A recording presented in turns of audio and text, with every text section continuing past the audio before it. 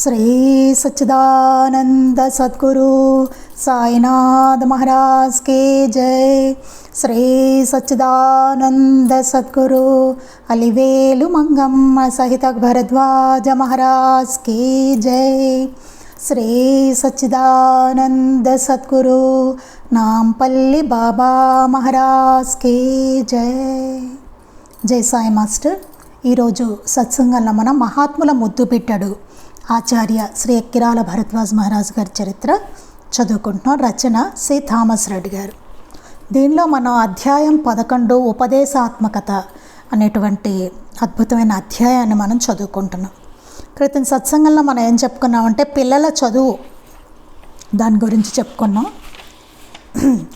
అంటే విద్యా వ్యవస్థ ఎట్లా ఉండాలి, పిల్లల చదువు ఎలా ఉండాలి, స్కూల్స్ ఎలా ఉండాలి, పిల్లల యూనిఫామ్స్ ఎలా ఉండాలి, ఇవన్నీ చాలా ఎట్లా బోధించాలి పిల్లలకి, టీచర్లు వాళ్ళ పట్ల ఎలా ఉండాలి, పేరెంట్స్ ఎట్లా ఉండాలి, ఇవన్నీ మాస్టర్ గారు చాలా అంశాలు మనకి చెప్పడం జరిగింది. అవన్నీ చదువుకున్నాం. తర్వాత యువతరానికి ప్రబోధం, దీని గురించి కూడా యూత్ ఎలా ఉండాలి అనేది కూడా మాస్టర్ గారు చెప్పారు. తర్వాత ప్రేమతత్వం, దాని గురించి కూడా చెప్పుకున్నాం. తర్వాత పని ప్రతిఫలం, దీని గురించి కూడా మనం కొంత చదువుకోవడం జరిగింది. దీనికి ఏం చెప్పారంటే కాలాన్ని వృధా చేయక చక్కటి కృషి చేయాలి అని చెప్పారు. చెప్పి బాబా నిరంతరం లెండి తోట పని ధుని వెలిగించడం చేసేవారు. భక్తులకు అన్నం వండి పెట్టడం, వారి కష్టాల్లో పాలు పంచుకోవడమే వారికి తెలుసు. అంటే ఎప్పుడు నిరంతరం ఇతరులకు ఉపయోగపడే పని ఏదో ఒకటి చేస్తూనే ఉండేవారు అన్నమాట. ఏదైనా ఒప్పుకున్న పనిని సంపూర్ణంగా చెయ్యి లేదా ఒప్పుకోకు అని బాబా చెప్పేవారని, కబీరు నూలు వలకడం, భగవాన్ రమణుల ఆశ్రమంలో వంట పని, గోడలు కట్టడం లాంటివి చేసేవారని చెప్తారు. అలా ఆధ్యాత్మికత అనుకుంటూ ఏదో ధ్యానంలో కూర్చోవడమో ఏదో బోధిస్తూ కూర్చోవడమో అట్లా ఏం కాదు. పనులు కూడా అంత శ్రద్ధగానే చేసేవారు. పూజ ఎంత శ్రద్ధగా చేస్తారో, ధ్యానం ఎంత శ్రద్ధగా చేస్తారో అట్లా అనమాట. అంత శ్రద్ధతోటే వారు మన చేసుకునే పనులను కూడా అంత శ్రద్ధగాను వారు చేసేవారు అన్నమాట. అది ఇంకా మన కర్తవ్యం ఏంటనేది కూడా చెప్పారు. దీనికి దేవునిపై భారం వేసి మన ప్రయత్నం లోపం చేయరాదు అని చెప్పి దానికి మహమ్మద్ ప్రవక్త గారిదే ఒక ఉదాహరణ కూడా మనం చదువుకున్నాం. అందుకే ఊపిరి సలపకుండా పని చేయాలి అని చెప్పేవారట మాస్టర్ గారు. దానివల్లటండి ఆ పని చేయడం వలన మనకి చాలా కర్మ పోతుందటండి. పని వలన మనం ఎంత సుఖపడుతూ ఉంటే అంత పుణ్యం మనకి ఖర్చు అయిపోతూ ఉంటుంది. అది మనకి తెలిసిన విషయం అయినా సరే మనం బతికిస్తూ ఉంటాం చూడండి. ఎందుకంటే మన పుణ్యం ఖర్చు అయిపోతూ ఉంటుంది. అందుకని చాలా ఎప్పుడూ నిరంతరం ఏదో ఒక పని చేస్తూ ఉండాలన్నమాట అండి. అందుకని మాస్టర్ గారు ఏం చెప్పేవారు, ఊపిరి సలపకుండా పని చేయాలి అని చెప్పేవారు. ప్రతిఫలం, ఇతరులు ఇక్కడి నుంచి మనం చదువుకోవాలండి. ప్రతిఫలం, ఇతరులు చేసిన సేవకు చక్కని ప్రతిఫలం ఇవ్వాలి. ఎప్పుడు ఇతరుల నుంచి మనం సేవ చేయించుకుంటాం. ఇప్పుడు పని వాళ్ళు కానీ ఇంకోళ్ళు ఏవో పనులు మన ఇంట్లో పనులు చేసేవాళ్ళు, ఇవన్నీ ఎన్నో పనులు మనం చేయించుకుంటాం. వాళ్ళ సేవకు చక్కని ప్రతిఫలం ఇవ్వాలటండి. వాళ్ళు ఎందుకంటే వాళ్ళు టైం పెడుతున్నారు మనకి కదా, వాళ్ళ పని వాళ్ళు వదులుకొని మనకు చేస్తున్నారు. ఎంత సమయాన్ని పెడుతున్నారు, ఎంత శ్రమని పెడుతున్నారు వాళ్ళు కదా.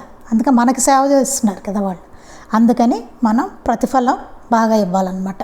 నిచ్చెన తెచ్చిన వ్యక్తికి శ్రీ సాయి 2 రూపాయలు ఇవ్వడం, శ్రీ వెంకయ్య స్వామి అలానే సిద్ధులయ్య కొండకు వెళ్ళాలి బండి తెమ్మని చెప్పగా బండి తెచ్చిన తర్వాత ఈరోజు వద్దని చెప్పి బండివాడికి వేరొక చోట పనిపోయింది కావున వాడికి రావాల్సిన 6 రూపాయలు ఇవ్వండి అని భక్తులకు స్వామి చెప్పడంలో ప్రతిఫలం ఇవ్వవలసింది కేవలం చేసిన పనికి మాత్రమే కాక అందుకు వారు పడిన శ్రమ, చేసిన త్యాగానికి కూడా అని వివరిస్తారు శ్రీ మాస్టర్ గారు. వాళ్ళు చేసిన పనికే కాదు, అది వాళ్ళు మనకి పడిన శ్రమ, త్యాగం అంటే ఏంటి, వాళ్ళ పనులన్నీ మానుకొని మనకు చేస్తున్నారు వాళ్ళు ఆ టైంలో కదా. ఎంత టైం పెడుతున్నారు మనకి, ఇవన్నీ లెక్కేసుకుని ఎప్పుడు జాగ్రత్తగా మనం ఆలోచించుకోవాలట ప్రతిఫలం ఇచ్చేటప్పుడు. అందుకే నిచ్చెన తెచ్చిన అతనికి బాబా 2 రూపాయలు ఇచ్చారట. వెంకయ్య స్వామి అలాగనే సిద్ధులయ్య కొండకు వెళ్ళాలని బండిని తెమ్మంటారు. కానీ చివరి నిమిషంలో ఆయన క్యాన్సిల్ చేసుకుంటారు, ఇది వెళ్ళనంటారు కానీ బండివాడికి వేరొక చోట పనిపోయింది కదా, వేరే చోటకి వెళ్ళేవాడు, మరి ఇక్కడికి వచ్చాడు, ఈయనేమో మళ్ళీ వెళ్ళనన్నారు. అదంతా మరి అతనికి శ్రమ అన్నీ ఇదే కదా, వేరే చోట్ల అయితే చూసుకునేవాడు కదా, అతను పనిపోయింది. అందుకని అతనికి ఇవ్వాల్సిన డబ్బులు ఇచ్చేయమని చెప్పారట. అలా అందుకని ప్రతిఫలం అన్నది ఇవ్వాలి, చక్కగా ఇవ్వాలని చెప్పారనమాట.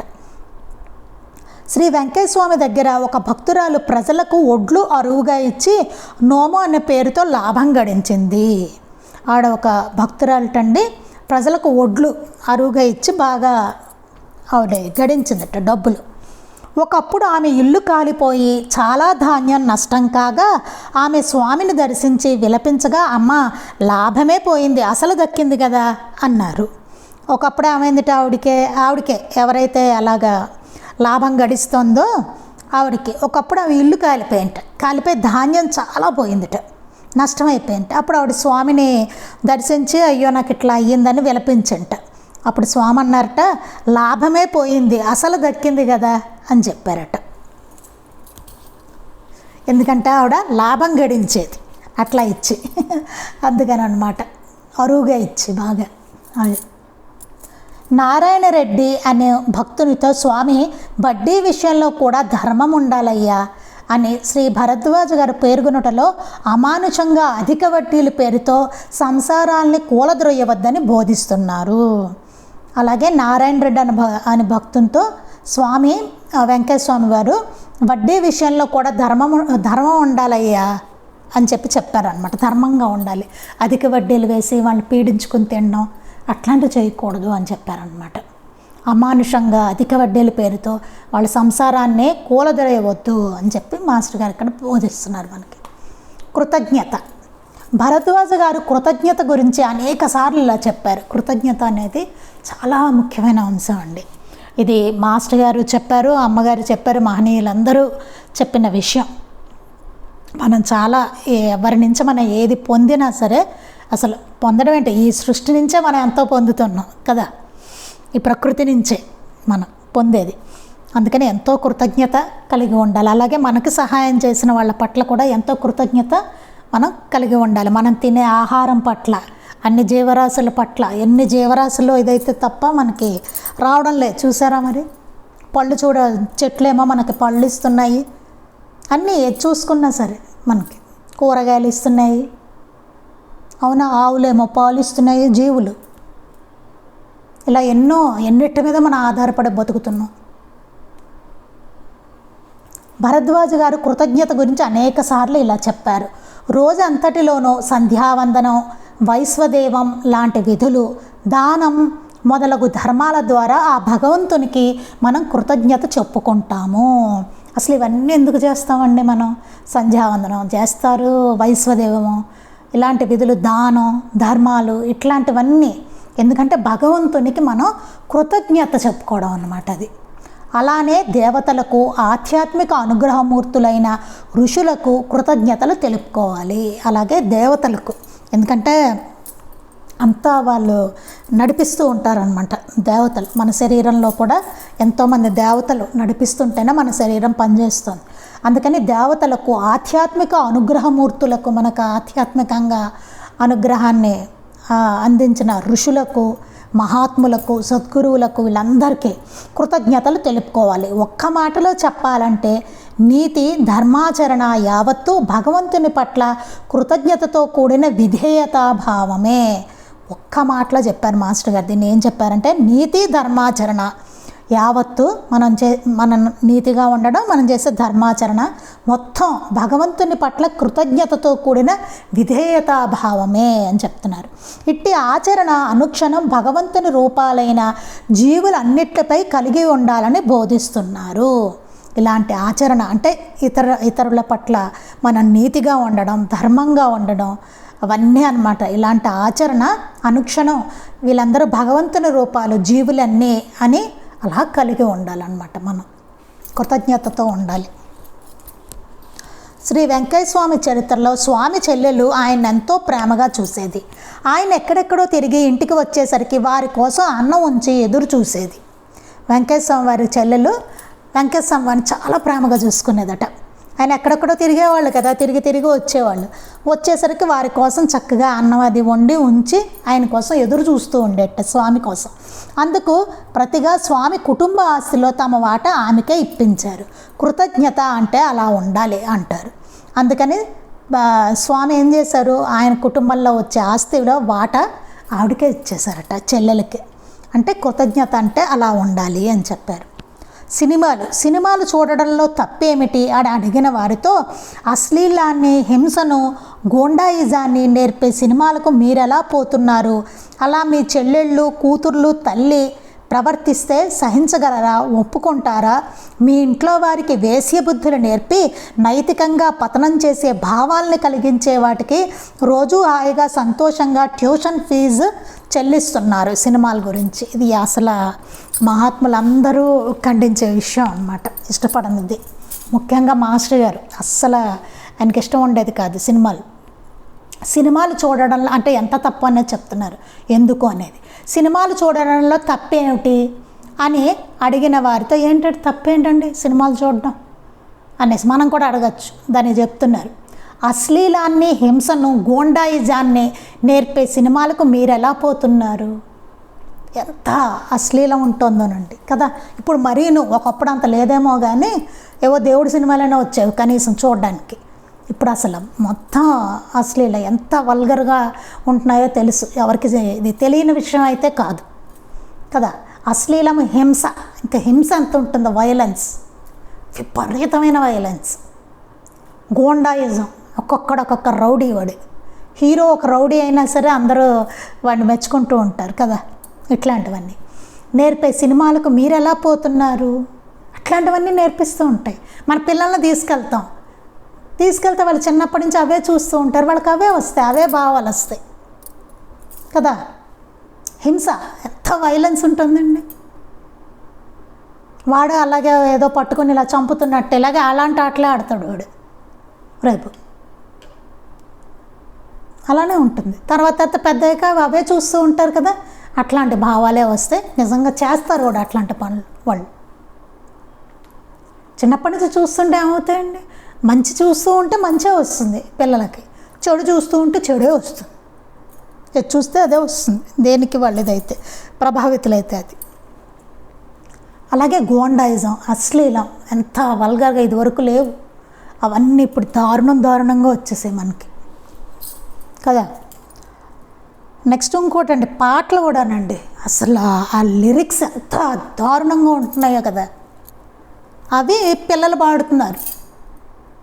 అసలు భగవంతుడు ఇచ్చిన నోడితే అట్లాంటి పాటలు రావాలి, ఎట్లాంటి మాటలు రావాలి, అట్లాంటి డైలాగులు, అట్లాంటి పాటలు పిల్లలు పాడడం, దానికి డ్యాన్స్ చేయడం, పిల్లలు పెద్దలు మెచ్చుకొని చప్పట్లు కొట్టడం ఎంత మామూలు అయిపోయిందండి. ఎక్కడ చూడండి, టీవీలోనూ అదే, ఫంక్షన్స్కి వెళ్తే అదే, పెళ్ళిళ్ళకి వెడితే అదే, ఎక్కడికి వెళ్ళినా అదే. పిల్లలు, పెద్దవాళ్ళు అందరూ వాటికి అట్రాక్ట్ అయిపోతున్నారు. ఆ లిరిక్స్ దరిద్రంగా ఉండి తెలుస్తుంది కదా. అసలు వాటికి మనం పాడడం ఏంటి, వాటిని మనం చేయడం ఏమిటి? చాలా జాగ్రత్త అసలు. అంటే మనకి ఏమైందంటే ఆ విచక్షణ జ్ఞానం అన్నది పోయింది. ఎది తప్పో ఎది ఒప్పో నిర్ణయించుకునేటువంటిది పోయింది. పక్కనోడు ఎలా వెళ్తే అలా వెళ్ళిపోవడం అనేటువంటి ట్రెండ్ అది అట్లా తయారైంది మనకి. వాడు ఎలా పెడితే ఎలా వెళ్ళిపోతాడు, వాడు చేస్తున్నాడుగా నేను చేస్తాను. అసలు వాడు చేస్తుంది కరెక్టా తప్ప ఆలోచించుకోరు. వాడు చేశాడు, నేను చేసి ఇదేంటిది, మంచి పని చేద్దాం, ఎవడన్నా చేశాడంట చూసి మనం. అది లేదు, అందులో చెడులోను లేకపోతే ఆడంబరాల్లోనూ వీటిల్లోనూ అంతస్తుల్లోనూ వీటిల్లో పోటీ అన్నమాట. వాడు అలా ఉన్నాడు, నేను ఎలా ఉండాలి, ఎటు వెళ్తున్నాము, అసలు మనకేం కావాలి, మన అవసరాలు ఏంటి, ఏది మంచిది ఏది చెడు, అసలు మహాత్ములు ఎందుకు వద్దన్నారు, ఇందులో రాశారు, ఎందుకు ఇట్లా రాశారు, ఏమిటి, ఇవేమీ పట్టట్లేదు. అందుకని ఏం చెప్తున్నారంటే, అలా మీ చెల్లెళ్ళు, కూతుళ్ళు, తల్లి ప్రవర్తిస్తే సహించగలరా? అవన్నీ చూసి మన చెల్లెళ్ళు, కూతుళ్ళు, తల్లి అట్లా ఉంటే మనం సహించగలమా? అసలు సహించలేం. మరి అట్లాంటివి మనం ఎందుకు చూస్తున్నాం అంటున్నారు. ఒప్పుకుంటారా? అలా ఒప్పుకుంటాం అట్లా ఉండడాన్ని. కానీ సినిమా చూసి బాగుంది అంటాం చూడండి. పిల్లలు ఏమంటారు? ఆ హీరోయిన్ బాగుంది, ఆ హీరో బాగున్నాడు. ఈ యూత్ కూడానండి, మా ఈ యువత కూడా ఆ హీరో బాగున్నాడు, ఆ హీరోయిన్ బాగుంది. మన పిల్లలు అట్లా ఉంటే మనకు నచ్చుతారా? కదా. మరి వాళ్ళకి నచ్చుతున్నారు వాళ్ళు చూడండి, ఆ హీరోలు హీరోయిన్లు. వాళ్ళకి మీ ఇంట్లో వారికి వేశ్య బుద్ధులు నేర్పి నైతికంగా పతనం చేసే భావాల్ని కలిగించే వాటికి రోజు హాయిగా సంతోషంగా ట్యూషన్ ఫీజు చెల్లిస్తున్నారు. మన ఇంట్లో వాళ్ళకి వేశ్య బుద్ధులు నేర్పేటువంటి, ఎంత ఘాటుగా చెప్పారో చూడండి మాస్టర్. అలా నైతికంగా పతనం చేసే భావాల్ని కలిగించే వాటికి, అట్లాంటి భావాలు కలిగించే వాటికి మనం రోజు హాయిగా సంతోషంగా ట్యూషన్ ఫీజు చెల్లిస్తున్నారు. సంతోషంగా వాటికి టిక్కెట్లుగా డబ్బులు కడుతున్నాం. వాళ్ళందరూ బాగా బతుకుతున్నారండి. కష్టం మనకే, వాళ్ళకేం లేదు. మనందరూ డబ్బుతో వాళ్ళు సుఖంగా బతుకుతున్నారు. యాక్ట్ చేసేవాళ్ళు, డైరెక్టర్లు, ప్రొడ్యూసర్లు, వాళ్ళందరూ కోట్లు సంపాదించుకుని, వీళ్ళందరూ పిల్లలు, ఈ యువత అందరూ పిచ్చోళ్ళలాగా వాళ్ళ వెనకాల పడుతున్నారు. వాడు ఇంట్లో నుంచి పిల్ల చెయ్యి ఊపుతూ ఉంటాడు, వీళ్ళందరూ అటు బయట నుంచి వెర్రి కేకలు వేస్తూ ఉంటారు. అంత ఆతృతతో దేవుడి దగ్గరికి వెళ్ళాలండి. ఆయన వెంకటేశ్వర స్వామి అక్కడ ఉన్నారంటే ఇక్కడ కొండ కింద నుంచి అడుచుకుంటూ ఆయన కోసం తపిస్తూ ఆ మెట్లు ఎక్కి అట్లా వెళ్ళాలి. అంతేగాని సినిమా యాక్టర్ అక్కడో పైన 4 అంతస్తుల పైన వాడు నుంచుని చెయ్యి ఊపుతుంటే వీళ్ళు ఇక్కడో నరుతూ ఉంటారు. వాడు బర్త్డేకో ఇంకో డేకో వాడు బయటకు వస్తారు. వాడి సినిమా హిట్ అయినప్పుడు వీళ్ళేమో జేబులంతా గొల్ల చేసుకుని వాడి పోస్తూ ఉంటారు డబ్బులు. అది ఇంక అసలు చెప్పక్కర్లేదు అట్లా ఏ రేంజ్లో ఉంటున్నాయి. అందుకని పెళ్ళాం పిల్లలు నిజంగా అలా ఉన్నా సహించి ఊరుకోగలవాడే నైతికంగా పతనం చేసే సినిమాలకి వెళ్ళగలిగేది. అలా వెళ్ళగలగాలంటే వాడు పెళ్ళాం పిల్లలు అలా ఉన్నా సరే సినిమాలో వాళ్ళలాగా సహించి ఊరుకోగలవాడే నైతికంగా పతనం చేసే సినిమాలకు వెళ్తారట.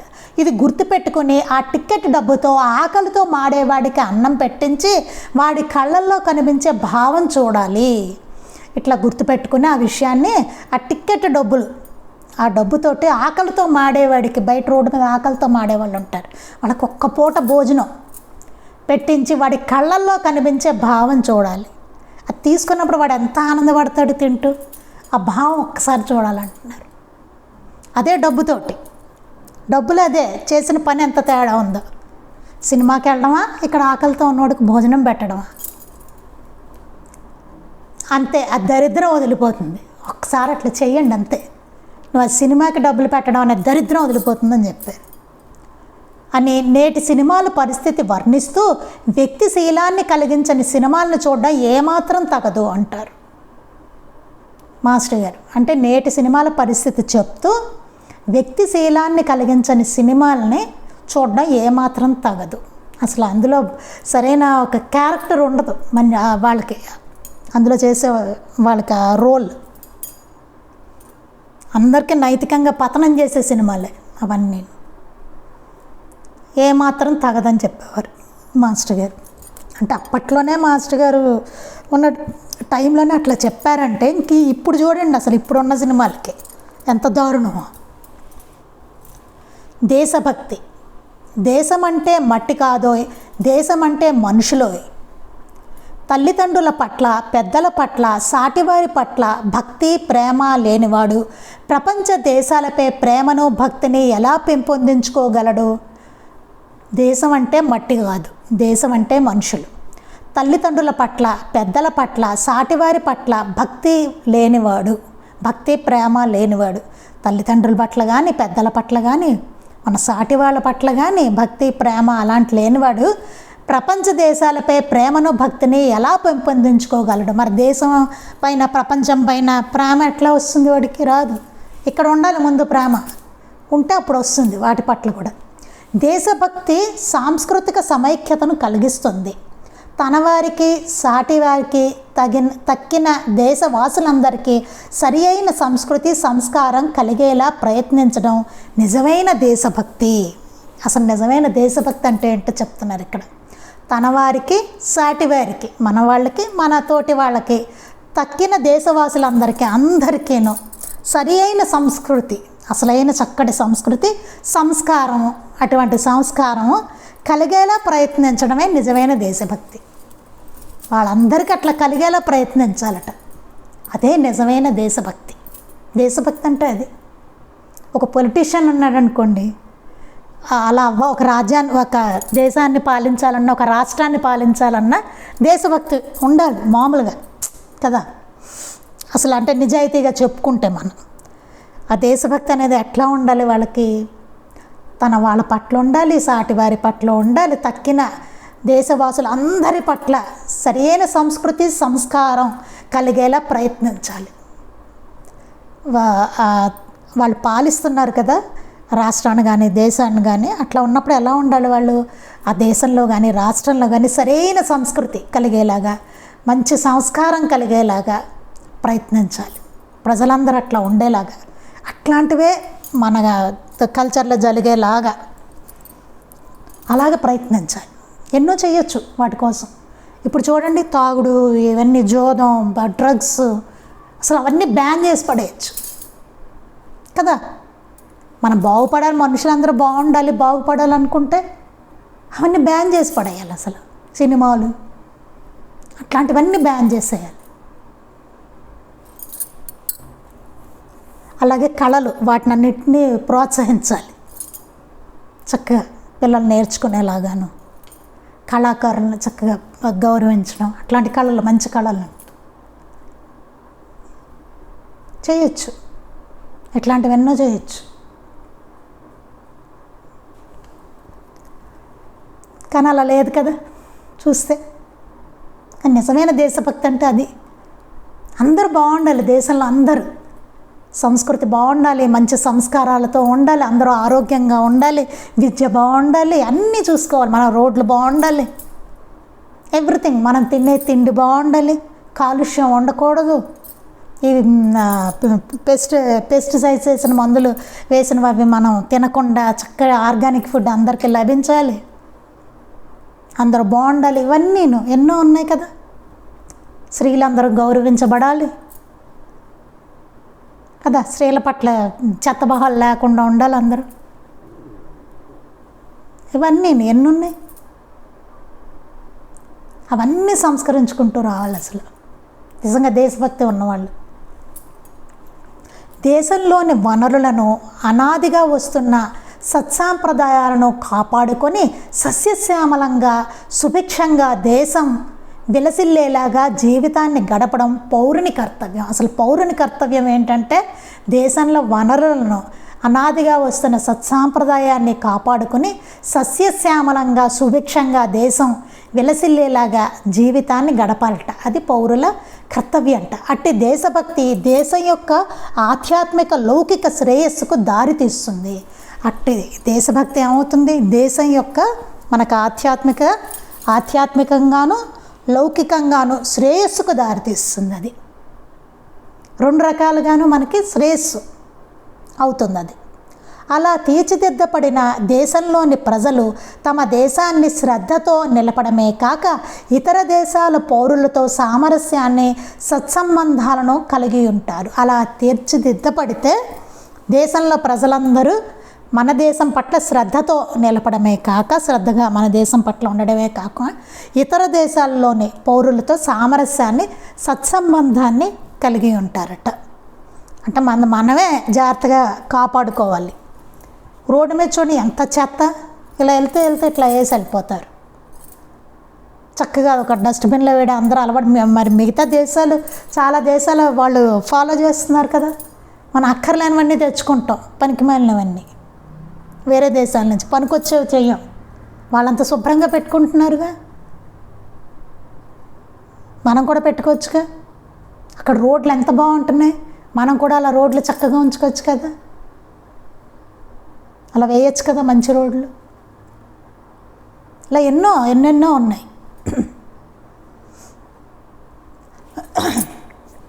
ప్రపంచ దేశాలలో శాంతి నెలకొలాలంటే ఇలాంటి ధర్మసహితమైన దేశభక్తి పునాది వంటిది అని అంటారు శ్రీ మాస్టర్ గారు.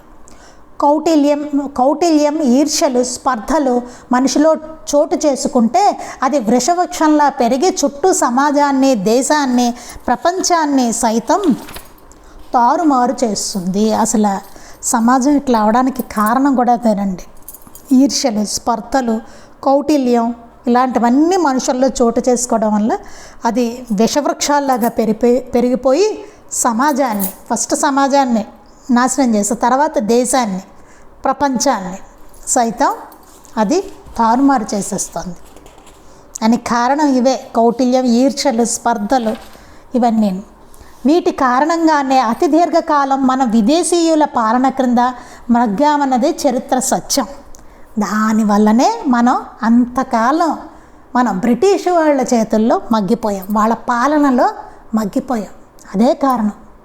దానివల్లనే బ్రిటిష్ రాజ్యాన్ని పారద్రోలే యత్నంలో స్వరాజ్యోద్యమ నాయకుల్లో మేటి అయిన బాలగంగాధర్ తిలక్, అరవింద్ ఘోష్, మహాత్మా గాంధీలలో ఆధ్యాత్మిక దృష్టి ఉన్నంతకాలము మన రాజకీయ రంగం కూడా ప్రపంచాన్ని ఆశ్చర్యచకితులను చేసిందంటారు భరద్వాజ్ గారు. మనకంత మరి అలా బానిసలైపోయిన మనం బ్రిటిష్ వాళ్ళకి, వాళ్ళ పాలనలో మగ్గిపోతున్న మనం అలా బయటపడ్డామంటే కారణం ఏంటి?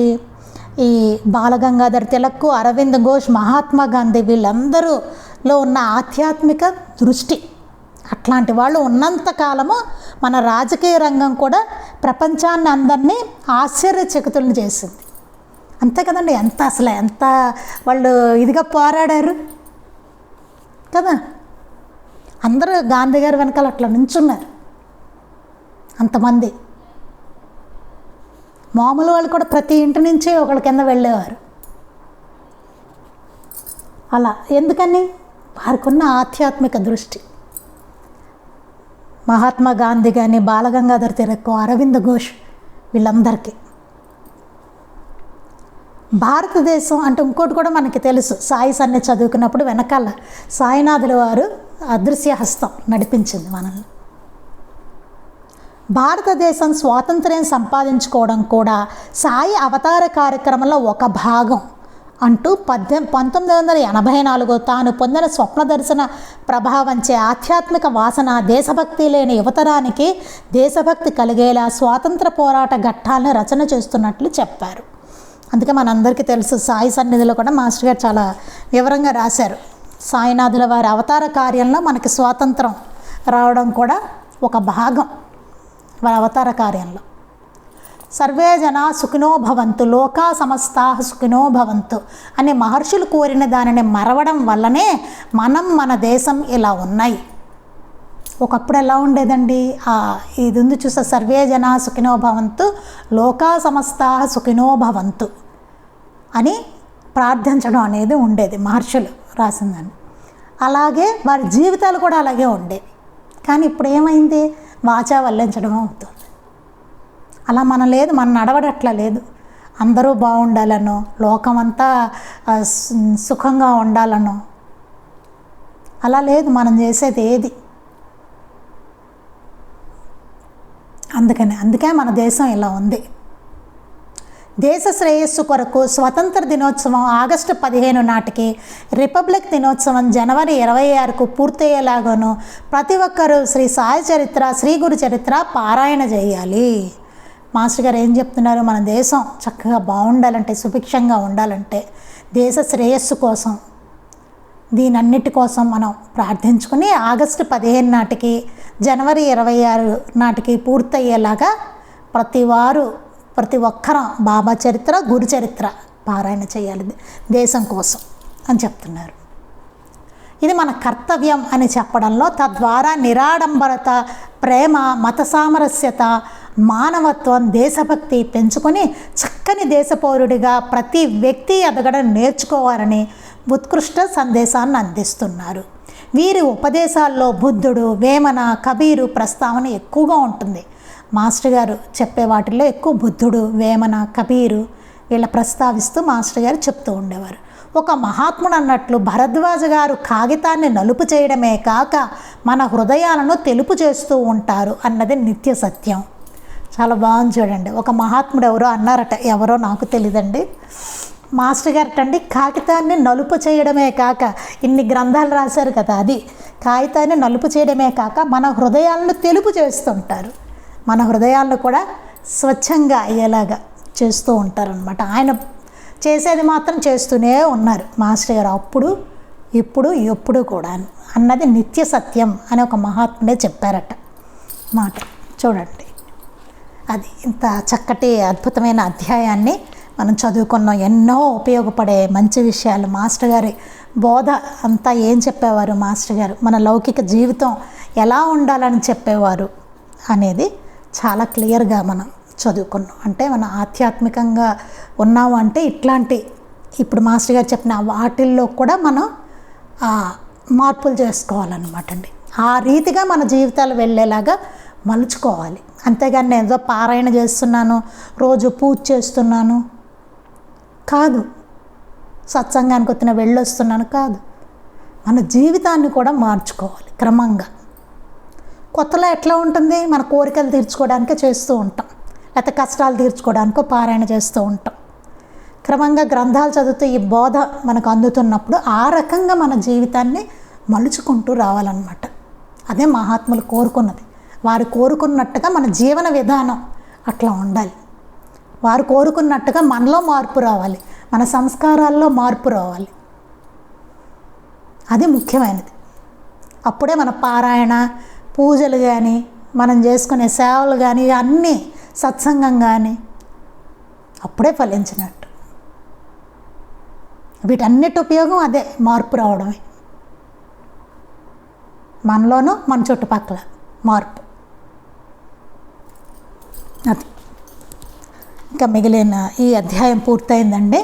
రేపు మనం అధ్యాయం 12 శ్రీ భరద్వాజ గారి దినచర్య, మాస్టర్ గారి దినచర్య ఎలా ఉండేది, రోజంతట్లో మాస్టర్ గారు ఎట్లా ఉండేవారు, ఏం చేసేవారు అనేది రేపు మొదలు పెడదాం, రేపు చదువుకుందాం. శ్రీ సచ్చిదానంద సద్గురు సాయినాథ్ మహారాజ్ కీ జై. శ్రీ సచ్చిదానంద సద్గురు అలివేలు మంగమ్మ సహిత భరద్వాజ మహారాజ్ కీ జై. శ్రీ సచ్చిదానంద సద్గురు నాంపల్లి బాబా మహారాజ్ కీ జై. గురుదేవ దత్త అవధూత చింతన. లోకా సమస్తాః సుఖినో భవంతు. లోకా సమస్తాః సుఖినో భవంతు. లోకా సమస్తాః సుఖినో భవంతు. జై సాయి మాస్టర్.